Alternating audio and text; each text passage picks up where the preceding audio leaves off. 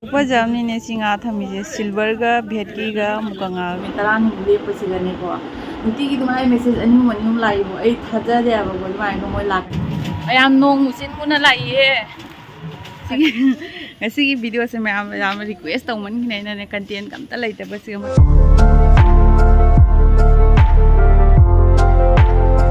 Hello everyone, ma'am. Kamain tong nari ma'am nung ada ribo ma'am kuiri na tra ay sa video thagat taba do ma'am ay na chat ngay mamangda ay ni pa chat ngay mamangda saw duga halak pada saram duga jam khina na ma'am ba ado halak pada saram ba mai sa se khang mangam di ba duna kung chin chin na mai gi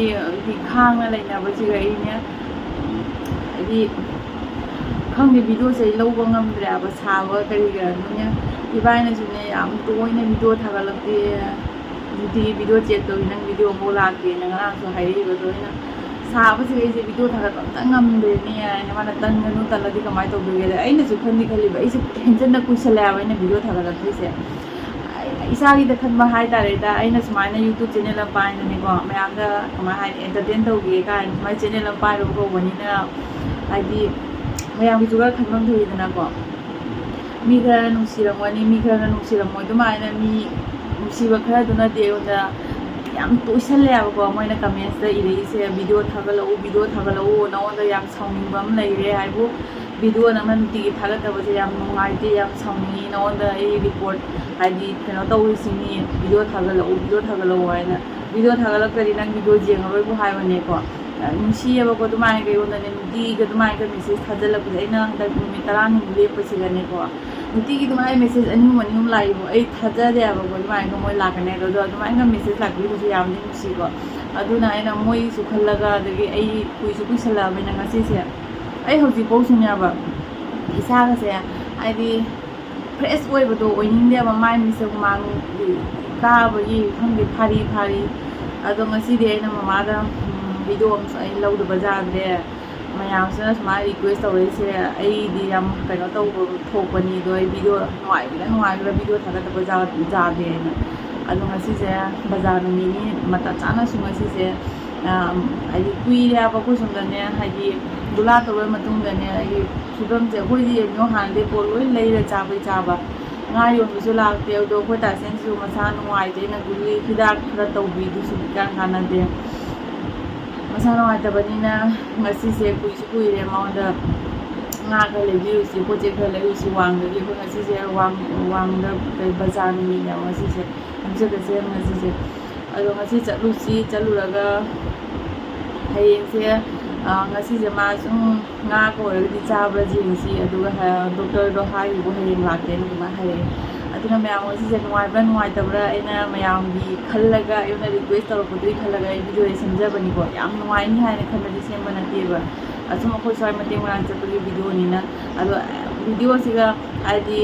ꯑꯩꯁꯦ ꯌꯦꯡꯅꯤꯡꯉꯤ ꯍꯥꯏꯅ ꯍꯥꯏꯕꯗꯣ ꯑꯗꯨꯅ ꯑꯩꯈꯔ ꯊꯣꯛꯑꯒ ꯈꯔ ꯃꯃꯥꯡꯒꯤ view ꯈꯔ ꯁꯨꯝ ꯀꯩ ꯇꯧꯕꯗꯨ ꯈꯔ ꯌꯦꯡꯍꯜꯂꯒꯀꯣ ꯉꯁꯤ ꯚꯤꯗꯤꯑꯣꯁꯦ ꯑꯗꯨꯃꯥꯏꯅ ꯑꯣꯏꯍꯜꯂꯒꯦ ꯍꯧꯖꯤꯛꯁꯦ ꯄꯨꯡ 2:30 ꯇꯥꯔꯦ ꯑꯩ ꯁꯨꯝ ꯐꯤꯂꯝꯗꯤ ꯂꯤꯁꯜꯂꯒ ꯅꯛꯄꯅꯤꯅ ꯈꯔ ꯉꯟꯅ ꯆꯠꯁꯤ ꯍꯥꯏꯅ ꯂꯣꯏꯁꯤꯟꯅꯗꯤ ꯂꯣꯏꯔꯦ ꯑꯗꯨꯃꯥꯏꯅ ꯇꯧꯅ ꯍꯣꯔꯦꯟ ꯆꯠꯂꯒ ꯁꯨꯝ ꯎꯠꯂꯛꯀꯦ ꯀꯩꯗꯧꯕꯗꯣ ꯀꯩꯀꯩ ꯂꯩꯕꯅꯣ ꯎꯠꯂꯛꯀꯦ ꯍꯧꯖꯤꯛꯀꯤꯗꯤ ꯁꯨꯝ ꯊꯣꯛꯑꯒ ꯌꯦꯡꯍꯜꯂꯛꯑꯒꯦ ꯃꯌꯥꯝ ꯃꯃꯥꯒꯩꯒ ꯊꯣꯔꯛꯑꯦ ꯉꯥꯏꯍꯥꯛ ꯆꯠꯂꯨꯔꯒꯦ ꯍꯥꯏꯅ ꯑꯗꯣ ꯃꯌꯥꯝ ꯌꯦꯡꯉꯨꯅꯦ ꯁꯤ ꯄꯥꯝꯕꯤ ꯄꯨꯟꯗꯣꯟ ꯄꯥꯝꯕꯤꯁꯦ ꯐꯖꯅ ꯄꯥꯜꯂꯝꯈ꯭ꯔꯄꯣꯠꯅꯤ ꯑꯩꯈꯣꯏ ꯒꯨꯂꯥꯗꯅꯦ ꯏꯁꯤꯡ ꯊꯨꯝꯃꯟꯒꯤꯅꯅꯦ ꯁꯤꯔꯦ ꯀꯪꯉꯦ ꯃꯅꯥ ꯂꯣꯏ ꯀꯦꯟ ꯀꯪꯉꯦ ꯑꯗ ꯂꯩꯕꯨ ꯄꯥꯝꯕꯤꯁꯤꯁꯨ ꯑꯁꯤꯅꯁꯦ ꯉꯔꯥꯡ ꯅꯨꯡꯗꯥꯡ ꯏꯁꯤꯡ ꯈꯛꯇꯪ ꯅꯣꯡ ꯈꯛꯇꯪ ꯆꯨꯈꯤꯕꯩ ꯑꯗꯨꯒ ꯈꯔꯅꯤ ꯑꯩꯈꯣꯏꯒꯤ ꯅꯨꯡꯁꯥ ꯁꯥꯅ ꯂꯩꯐꯝ ꯆꯥꯐꯝ ꯈꯪꯗꯕ ꯅꯨꯡꯁꯥ ꯁꯥꯏꯕꯗꯣ ꯑꯗꯨ ꯐꯥꯎꯕ ꯑꯩꯈꯣꯏꯒꯤ ꯀꯩꯅꯣꯁꯦ ꯀꯪꯕ ꯉꯝꯗꯦꯕ ꯒꯨꯂꯥꯗ ꯅꯨꯃꯤꯠ ꯃꯇꯝ ꯀꯨꯏꯅ ꯊꯨꯝꯃꯝꯕꯗꯨꯅ ꯑꯗꯨꯒ ꯌꯥꯝ ꯄꯥꯝꯃꯨꯕ ꯑꯃꯒꯁꯤꯒ ꯂꯩꯔꯦ ꯌꯦꯡꯉꯨꯅꯦ ꯆꯝꯄ꯭ꯔꯥ ꯄꯥꯝꯕꯤꯁꯦ ꯐꯖꯅ ꯇꯦꯛꯊꯣꯛꯑ ꯄꯥꯟꯖꯈ꯭ꯔ ꯄꯣꯠꯅꯤ ꯑꯗꯣ ꯄꯥꯟꯕꯁꯨ ꯃꯌꯥꯝ ꯄꯥꯜꯂꯤꯕꯁꯦ ꯎꯕ꯭ꯔꯥ ꯃꯌꯥꯝ ꯃꯆꯥ ꯃꯌꯥꯝ ꯄꯥꯜꯂꯤꯗꯣ ꯄꯨꯡꯀꯪ ꯀꯪꯉꯦ ꯁꯤꯁꯨ ꯑꯃꯥꯡ ꯑꯇꯥꯁꯦ ꯐꯖꯅ ꯑꯩꯈꯣꯏꯗꯗꯤ ꯄꯤꯔꯝꯃꯦꯕꯣ ꯑꯇꯣꯞꯄꯒꯤꯗꯤ ꯈꯪꯖꯗ꯭ꯔꯦꯕꯣ ꯑꯩꯈꯣꯏ A to Z ꯄꯣꯠ ꯄꯨꯝꯅꯃꯛ ꯂꯣꯏ ꯂꯩꯔꯤꯅꯤ ꯍꯥꯟꯅꯗꯩꯁꯨ ꯂꯩꯕ ꯑꯗꯣ ꯍꯧꯖꯤꯛꯀꯥꯟꯗꯤ ꯖꯦꯅꯝ ꯐꯕ ꯑꯩꯈꯣꯏꯅꯦ ꯃꯤꯉꯣꯟꯗꯩ ꯀꯩꯅꯣ ꯇꯧꯔꯛꯑꯦ ꯑꯁ ꯁꯦ ꯂꯦꯕꯨ ꯄꯥꯝꯕꯤ ꯑꯃ ꯂꯩꯔꯤ ꯁꯤꯁꯨ ꯀꯔꯤ ꯐꯤꯕꯝ ꯑꯣꯏꯔꯤꯕ ꯈꯪꯗꯦ ꯑꯗꯨꯅꯤ ꯃꯌꯥꯝ ꯒꯨꯂꯥ ꯇꯧꯕꯅ ꯏꯁꯤꯡ ꯆꯥꯎꯕꯅ ꯀꯅꯥꯝꯇ ꯀꯔꯤꯝ ꯀꯥꯟꯅꯕ ꯂꯩꯇꯦ ꯑꯗꯨꯅ ꯑꯃꯨꯛ ꯍꯟꯅ ꯇꯧꯕꯤꯔꯛꯀꯅꯨ ꯍꯥꯏꯅ ꯈꯜꯂꯦ August ama Assam da gulang ga lei ka haibani ba ka do me ya do oidu no honge do akoi somdadi lakpiranu pamjadre mayam isingi phibam di sini singse khara kangdhare na nongni khara helame ba do amu khara kangdhare mayam akoina laiba bazar se ngan na lakpani hai tare ko kaisen noren phangaradi oren jaro yaina do nusadi am sari pungdadi manga tare do koi chali nga da sum jawrani da thoknarani aba khara dingalle mayam ibani khongna sum lae nusa sana gari jasira ai khong jasi aina aduga koi chatoi lambi se som sachigani ya mami budi khangamgani da sum khangdaba yauraga sune akoi bazar se wang bazar se somdani koi se Durga Puja ka su tauye ba som sachiga koi puja kana budo koi mabal koi solo meria se jam chatte da koi di amu chatte haya mana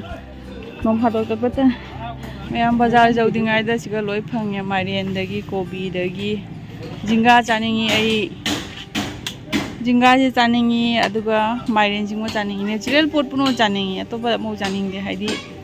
sumba koi kana to poche jumnaga panba char jawda yam sigi he opposite da sa jon ba sa asem ba jon bam chu leire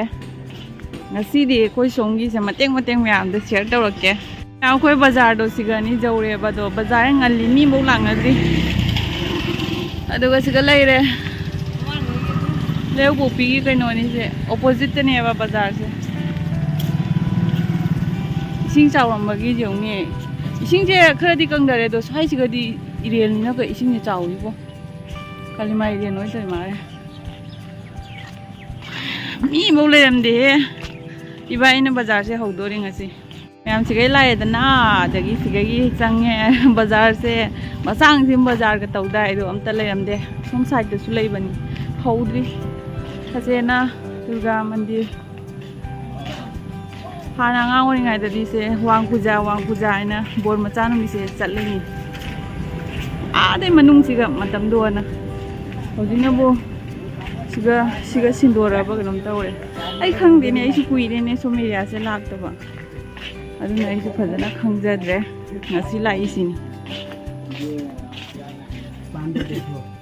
hauta hogali sem chawa ngasi dingal limina video se phadana gyan tana tawdi takhatwa hogale da mi tindri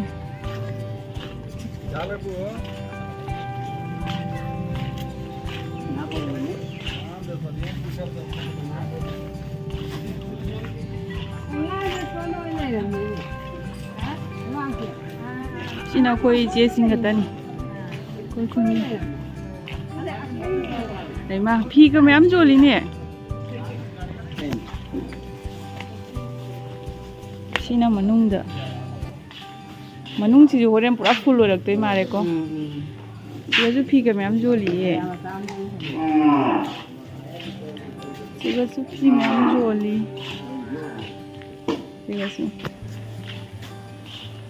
asi pura full oina jo horen phamak toi mare nak le leiraga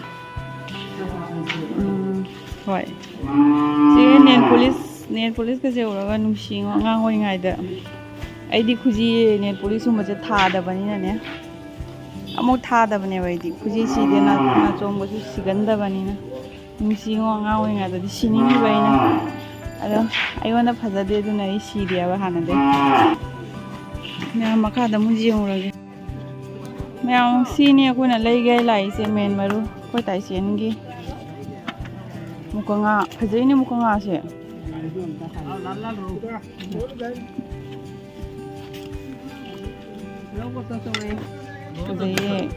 upajam ni ne singa thami je silver ga bhetki ga mukanga ga upajam ma sigi je ko ta chen jam pa mani bhetki je mayam ai di marum je chani do taisen ga gi marum khara logi rage do kona ne dagi kano silveram ga loge ai na talle marum do to ya mim na su lowre ado silver jo na lowrage mayam heli mayam silver se oi lowre semhalle lupa taraga coy balay tiya na do si oy na piro ay law is kam hydra yung ma ako'y nga law loire ko'y thabak loire ji jinga si bot ka mairin kumra kongdom mani law loire mayam pot say pura kana tawba hawre hawjikta yam si om je lawre makong na kana kangge ni oh sumai na mayam bag se bag thang mai oi re hawjik kumra mu lawi ge adagi loire kumra law loire ga tai di law yam si asang kumra se oi lawre adai lawrak re adai do tang isina khawte helak pani fresh oi tai lawre loire koi lawba मैं अखोई बाजार दगी मथौ ताबा Kumram लौरे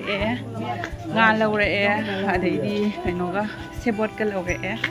ado ngasi video se me am request tawman ne ne content am ta laita ba se mata chara ina ne sum nungai tra sum yam sum jeng sina tra ko kamai taw khoi sai gi mo taw si su na nai di nung thang da oi bai na gyan ta ding ngasi ti nga ling da phajana ado som da nong se pura nong si mai hong na lai hum da yang koi bazar si nang nei do kong si ga lai re bazar se ma'am नोंग से लाई कन्ना दी लाई को चुदोरे चुरोदोरे दी खंग दे को खोय मान कन jail सी high रे मैम नोंग लाई आई ना खोय मान ने इनंग नक बसे बो टुकटुकी के फार ग चली बोनी हां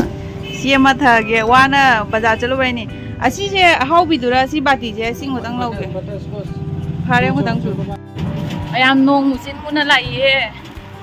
हजदरा जोंगे व्यू से अस मैम नोंग मने हलक को से पुंगम मम थले अदो मैम वीडियो से सॉय से गलो सलगे ngasi gi वीडियो से अदो मैम ना नुसी बिरगा दी कुइरे ऐसी वाते हाय इसम से लाइक शेयर सब्सक्राइब तो बिरो मैम अदो कमेंट सु नुसी मिसी बा खरा पिबिरो मो अदुगा से अची से जुम पुरा फतन थोंगा चा थौरगे ngasi gi video se di ma'am gi request मतुंगिना सॉय से गलो संजरगे बाय बाय